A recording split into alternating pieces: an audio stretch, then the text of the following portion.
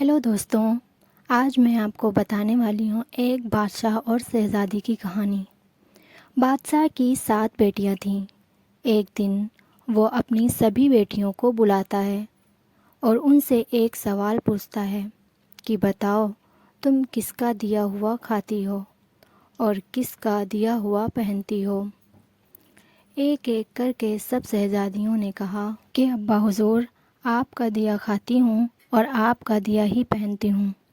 मगर सबसे छोटी शहज़ादी ने कहा कि अब्बा हुज़ूर, अल्लाह का दिया खाती हूँ और नसीब का पहनती हूँ।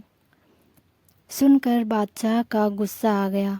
कहने लगा, एक कमबख्त, तूने मेरी नाशुक्री की है और तुझे सज़ा ज़रूर मिलेगी। बादशाह ने अपने सिपाहियों को हुक्म दिया, जाओ इसे जंगल में छोड़ आओ। मैं भी देखता हूँ ये मेरे बगैर कैसे अल्लाह का दिया खाती है और कैसे अपने नसीब का पहनती है। शहज़ादी ने तमाम जेवरात वापस ले लिए और एक पुराना सा कपड़ा पहना कर जंगल में छोड़ दिया गया। शहज़ादी के चेहरे पर ना कोई डर था, ना किसी तरह का खौफ। उसे अपने रब पर पूरा भरोसा था। जो दाना मेरे नसीब में लिखा हुआ है वो मुझे मिलकर ही रहेगा। जंगल को देखने लगी। चारों तरफ दरख्त ही दरख्त थे।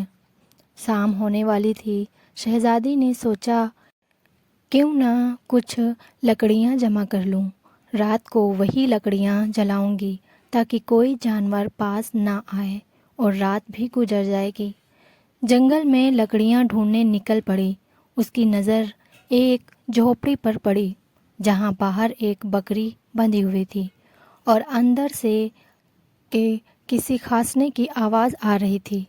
पहले तो हैरान हुई कि जंगल के बीचों बीच कैसे। जब शहज़ादी झोपड़ी के अंदर दाखिल हुई तो देखा एक बूढ़ा आदमी चारपाई पर पानी पानी पुकार रहा है। शहज़ादी जल्दी से मटके से पानी निकालकर उस बूढ़े आदमी को पिलाती है और झोपड़ी के साफ सफाई में लग जाती है। आदमी शहज़ादी से पूछता है, बेटी तुम कौन हो और इस घने जंगल में क्या कर रही हो। तब शहज़ादी उसे पूरा वाक़या सुना देती है कि वो कैसे यहाँ तक पहुँची। आदमी उसे झोपड़ी में ही रहने के लिए बोलता है और कहता है कि बेटी, मैं शहर में काम करता हूँ, सुबह शहर चला जाऊँगा, फिर 1 हफ्ते बाद आऊँगा। तब तक तुम आराम से यहीं रुको।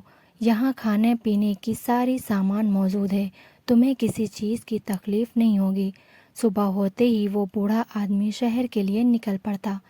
उधर शहज़ादी झोपड़ी के अच्छे से साफ सफाई करती, बकरी का दूध निकालती, आधा दूध अपने लिए रखती और आधा झोपड़ी के बाहर दरवाजे पर एक बर्तन में दूध रख देती है ताकि कोई भूखा प्यासा जानवर इधर से गुजरे तो पी सके। शहज़ादी अगले दिन सुबह उठकर बाहर आई तो देखा कि दूध का बर्तन खाली है और पास ही एक कीमती मोती पड़ा है जो देखने में ही नायाब लग रहा था। साथ ही सांप के गुजरने की निशान भी थे। शहज़ादी ने बचपन में ही सुन रखा था कि जब कोई नायाब सांप बहुत ज़्यादा खुश होता है तो वो कीमती मोती उगलता है जिसकी कीमत हीरे जवाहरात से भी कहीं ज़्यादा होती है। शहज़ादी ने मोती उठाकर अपने पास रख लिया और दिल में सोचने लगी, शायद सांप भूखा था इसलिए दूध पीकर खुश हुआ होगा। शहज़ादी फिर एक बर्तन में दूध रख देती है। अगली सुबह फिर उसे वही कीमती मोती मिलता है। इसी तरह 7 दिन गुजर गए। अब उसके पास 7 कीमती मोती जमा हो गए थे। 7 दिन बाद वह बूढ़ा आदमी शहर से वापस आता है तो शहज़ादी उसे ये मोती दिखाती है और सारा वाक़या सुना देती है। फिर शहज़ादी उस बूढ़े आदमी को 3 मोतियाँ देता है और कहती है कि शहर जाकर इन तीनों मोतियों को बेच दो और आते वक्त महल बनाने वाले मज़दूर को लेते आना। बाकी बचे 4 मोती शहज़ादी अपने गले में माला बनाकर डाल लेती है।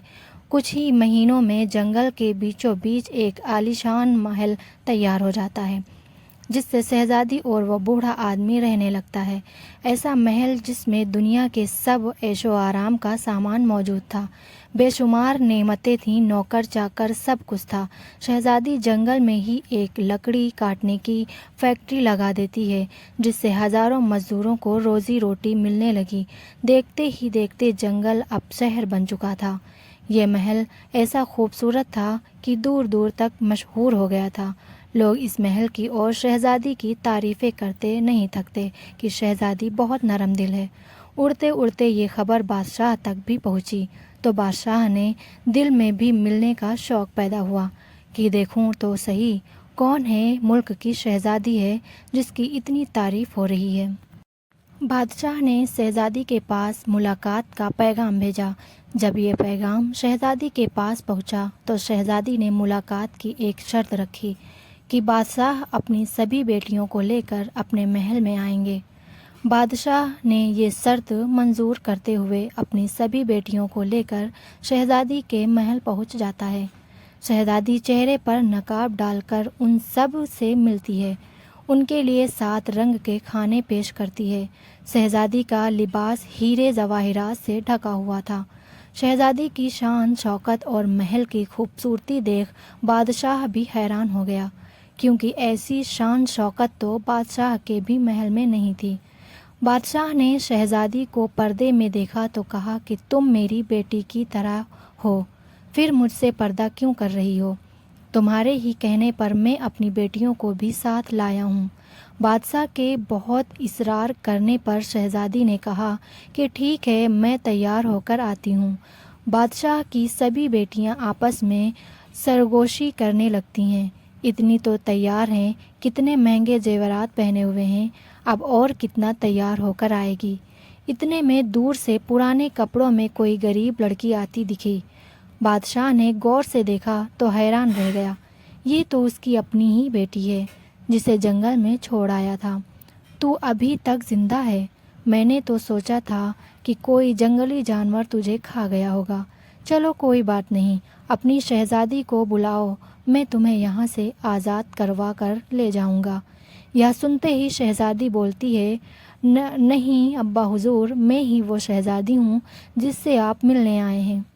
میں کہتی تھی کہ اللہ کا دیا کھاتی ہوں اور اپنے نصیب کا پہنتی ہوں۔ آج میرے پاس آپ سے بھی کئی گنا زیادہ دولت ہے۔